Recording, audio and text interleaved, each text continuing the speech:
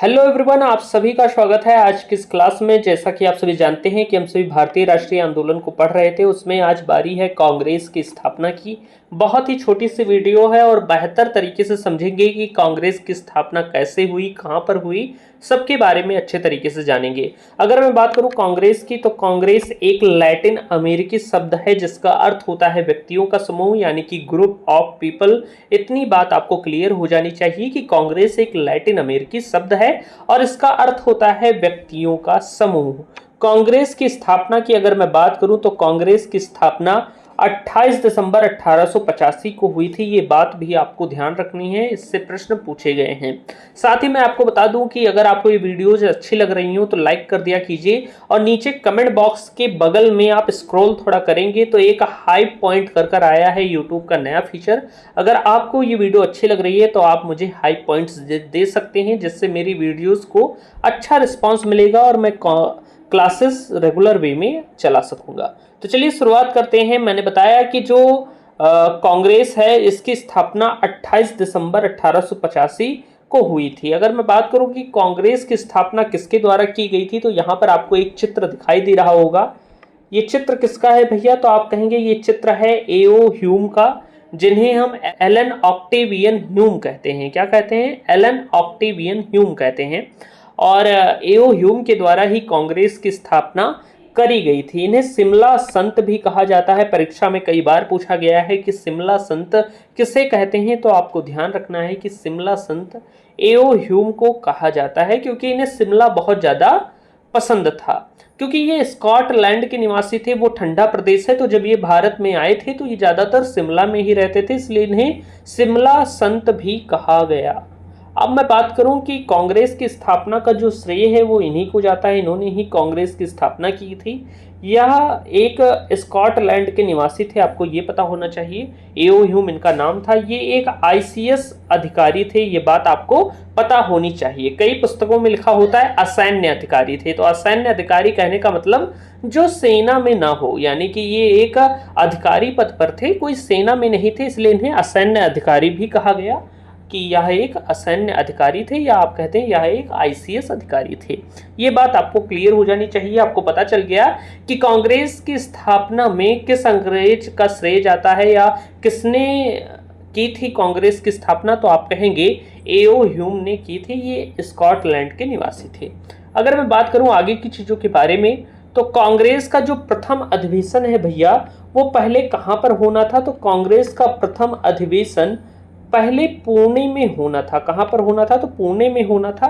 लेकिन पुणे में फ्लैग बीमारी फैल जाने के कारण जो कांग्रेस का प्रथम अधिवेशन था वो कहाँ पर आयोजित किया गया? तो आप कहेंगे कांग्रेस का प्रथम अधिवेशन बंबई के गोकुलदास तेजपाल संस्कृत विद्यालय में आयोजित किया गया। इसमें कुल 72 लोगों ने भाग लिया था, यानी कि 72 प्रतिनिधियों ने भाग लिया था। ये बात आपको ध्यान रखनी है कि कांग्रेस का प्रथम अधिवेशन, आपको ये ध्यान रखना है क्योंकि परीक्षा में पूछा जा सकता है। तो कांग्रेस का प्रथम अधिवेशन बंबई के गोकुलदास तेजपाल संस्कृत विद्यालय में हुआ था और इसमें 72 लोगों ने भाग लिया था। ये प्रश्न कई बार पूछा जा चुका है, तो आपको ध्यान रखना है इसके बारे में।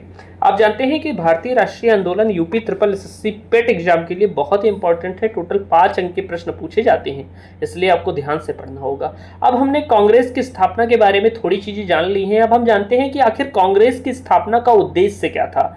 आखिर क्या उद्देश्य था कि कांग्रेस की स्थापना करी गई, वो भी अंग्रेजों के द्वारा की गई। जैसे आप देख सकते हैं कि एओ ह्यूम यानी कि एलन ऑक्टेवियन ह्यूम के द्वारा कांग्रेस की स्थापना की गई। तो क्यों की गई, इसकी स्थापना का उद्देश्य क्या था भैया? इसमें भी अंग्रेजों का एक स्वार्थ छिपा हुआ था।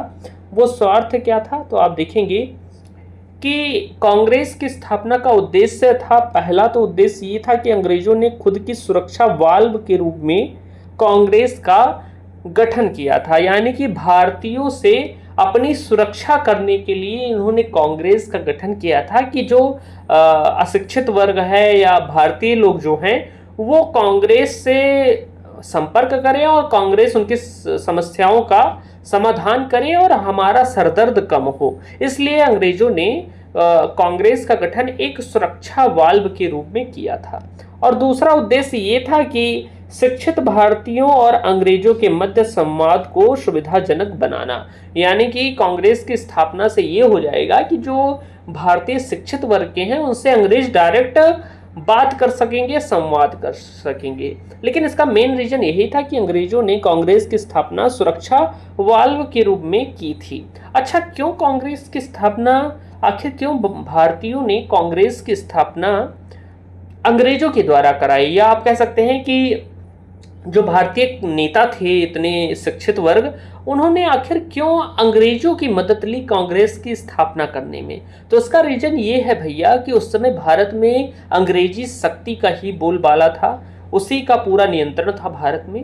तो अगर किसी संस्था को अच्छे तरीके से चलाना है तो पहले उसे सरकार के द्वारा, यानी जिसका शासन चल रहा है, उसका सपोर्ट होना चाहिए। आप देख सकते हैं कि कांग्रेस के पूर्व में कई सारी संस्थाएं बनी, लेकिन वह सक्सेस नहीं हुई। क्यों नहीं सक्सेस हुई? क्योंकि उसमें कोई भी अंग्रेजी अधिकारी नहीं शामिल था और ना ही उन संस्थाओं को अंग्रेजों की अनुमति मिली थी। तो भारतीय क्रांतिकारियों ने, नेताओं ने ये सोचा कि अगर हम कांग्रेस का गठन करें और उसमें अंग्रेजों को भी शामिल कर लें तो पहली बात तो ये हो जाएगी कि अंग्रेज उसका विरोध नहीं करेंगे और फिर हम धीरे धीरे कर बाद में पूर्णतः अंग्रेजों का विरोध करेंगे। कहने का मतलब सीधा जैसे अंग्रेजों ने किया था कि पहले ये व्यापार के बहाने से भारत में आए थे और भारत में व्यापार के बहाने से घुसे और यहीं पर शासन करने लगे, ऐसे ही हम एक संस्था बनाएंगे जो अंग्रेजों की दोस्त की तरह काम करेगी। शुरुआत में हम इनकी अनुनय विनय करेंगे और इनसे दोस्ती करेंगे, लेकिन जैसे ही हमें मौका मिलेगा, थोड़ी हमारी संस्था स्टेबल होगी, फिर हम इनका विरोध करना चालू करेंगे। इसीलिए कांग्रेस की स्थापना करने के लिए क्या किया गया था कि अंग्रेजों की मदद ली गई थी। यानी कि आप देख सकते हैं कांग्रेस की स्थापना एओ ह्यूम के द्वारा की गई थी। कई लोग इसके विरोध में बोलते हैं, लेकिन रीजन यही था क्योंकि बिना अंग्रेजी शक्ति के शामिल हुए उस समय कोई भी संस्था अच्छे तरीके से नहीं चल सकती थी, क्योंकि अंग्रेज तुरंत उस संस्था को क्या कह देते थे, अवैध घोषित कर देते थे। तो इसलिए भारतीय नेताओं ने बुद्धिमानी से सबसे पहले अपने दुश्मनों को ही शामिल कर लिया कि वो इसका विरोध न कर सके। और जब फिर बाद में आप देखते हैं कि जब धीरे धीरे क्या हुआ कि यही कांग्रेस क्रांतिकारी नेताओं का मंच बन गया और इसी ने भारत की आज़ादी में महत्वपूर्ण भूमिका निभाई। तो ये जो मैं आपको बता रहा हूँ इससे आप बेहतर तरीके से समझ सकते हैं, एक्सप्लेन कर मैंने बता दिया है। तो आप जान गए कि स्थापना का उद्देश्य क्यों था और क्या था, और इसके साथ साथ आप ये भी जान लिए कि आखिर अंग्रेजों के द्वारा इसकी स्थापना क्यों कराई गई थी और भारतीयों ने उनकी मदद क्यों ली थी।